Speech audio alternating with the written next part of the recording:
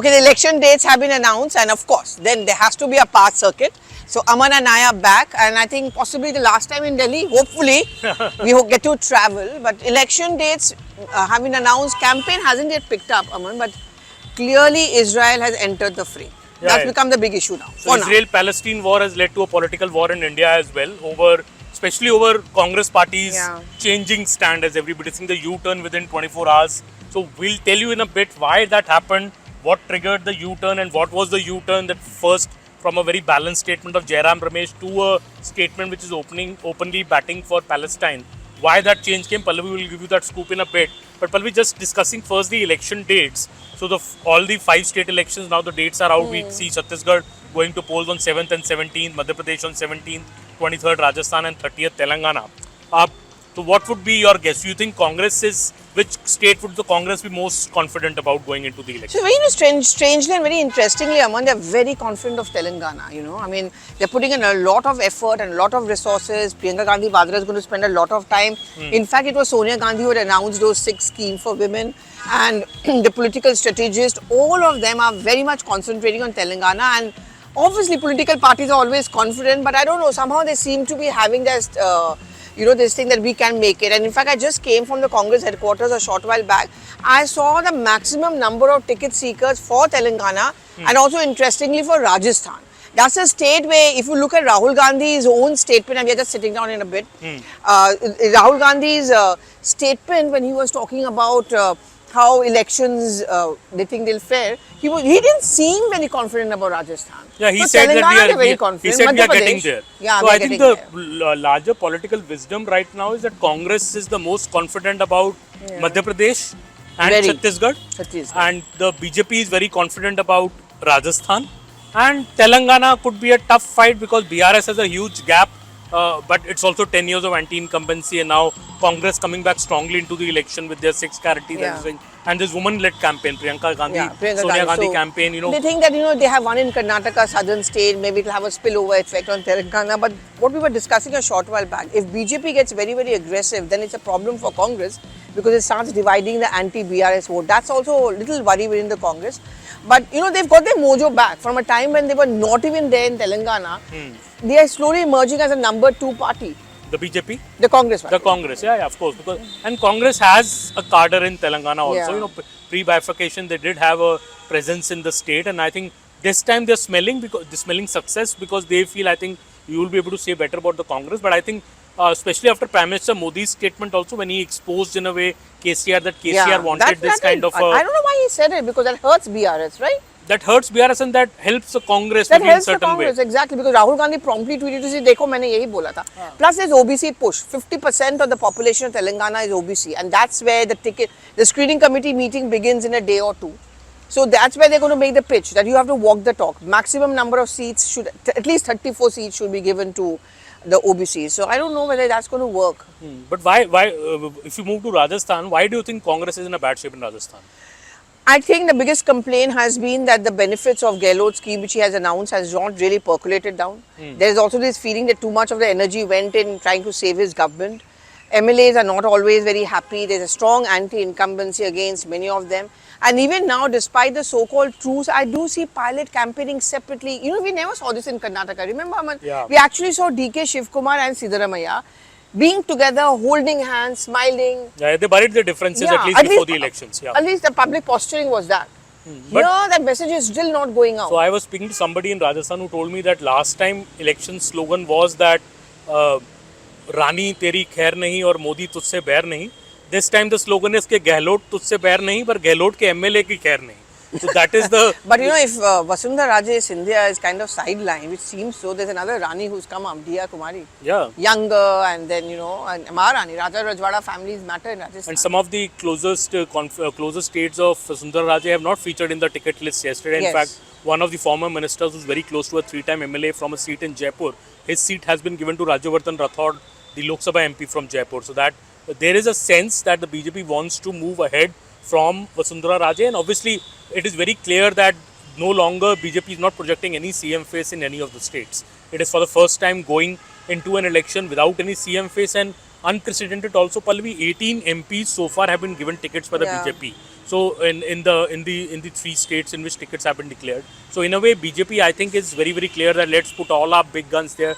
Let's give it our best shot. Let's see who delivers what, and then we see how the chief ministerial face emerges. But Congress is not so confident about Rajasthan, but I think about Madhya Pradesh they're pretty Very confident. confident. But you know, now there's a worry. We have to talk about the Israel thing now at this point of time. This is something which could worry Kamal Nath. On the Sanatan Dharma issue, he distanced himself because he's playing the Hindutva card over there. Don't you think this whole Israel issue where the Congress is now being painted as pro-terror and pro-minority appeasement, the BJP is going to milk it.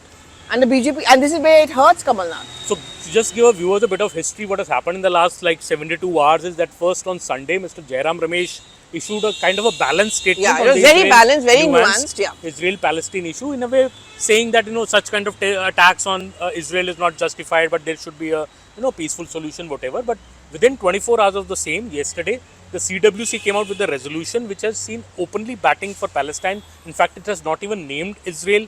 It didn't use the terminology to say that there was a terror attack.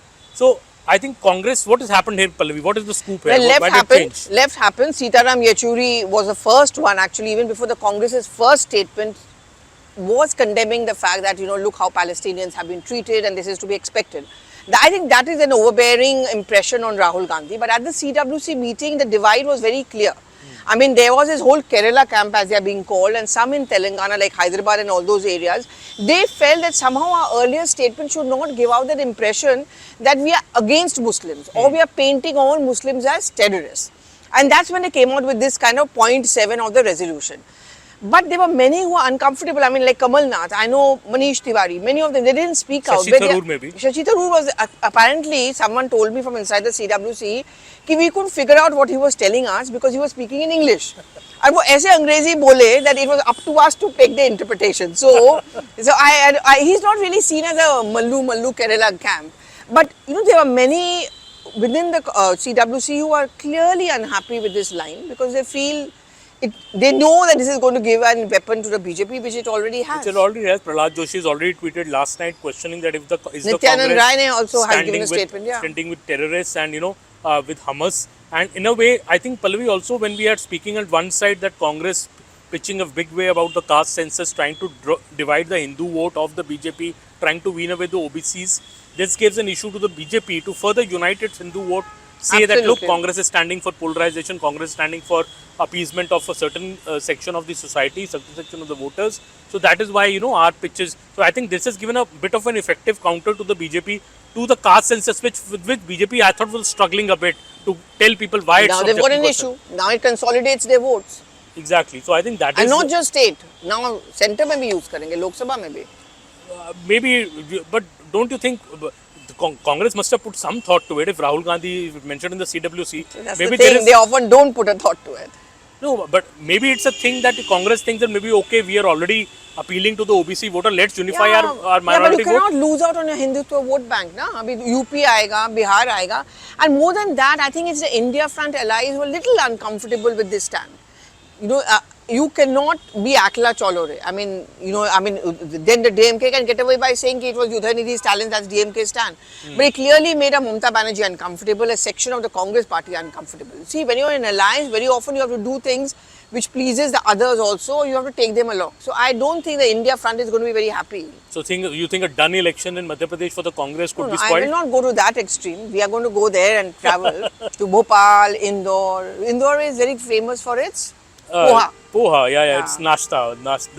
Okay. Whereas we went last time. So one of our next power circuits is going to be over poha. But I was just telling that Pallavi that my prediction is that the tightest election and the most interesting election could in fact be Chhattisgarh. Because frankly speaking, Aman, that Mahadev app and all these controversies which are coming and the ED raids and probes could unnerve. And T.S. Singh Deo ko lagta ye hai ki maybe if they win, Baghel will be made the CM and not him. There is that, again, the Rajasthan problem is there in Chhattisgarh, though it was, I think, put down a bit by making Mr. Deo the deputy CM and, bringing him back. Yeah, but he would want to become the CM, right? Exactly. Yeah. So I think Chhattisgarh is, anybody's game. See, if you look at Rajasthan, Congress won with just a 0.5% vote difference the last time. in Madhya Pradesh, the vote difference was just 0.13%, one of the narrowest elections ever in India, in which BJP had the 0.13% advantage, but still had got lesser seats, and Congress formed the government. But in Chhattisgarh, the vote difference was nearly 11%. That's a huge difference. So Congress really won in a big way last time. But I think this time, with all these corruption scams, the ED action, I think BJP has come back into the game in Chhattisgarh. I think it will be a very, very tight election in Chhattisgarh. Earlier also, it's been tight elections. Raman Singh, it was the last time only that, in a way, the Congress swept it. So I think my prediction is that Rajasthan and MP could be a clear election. They may not be much of a, whoever wins clearly, but I think Chhattisgarh could get really tight. Okay, so that means Aman is going to be in Chhattisgarh. Okay, so we got the hint. No, we'll be everywhere, but just that the prediction is that I feel so. That is the feeling. No, you never know.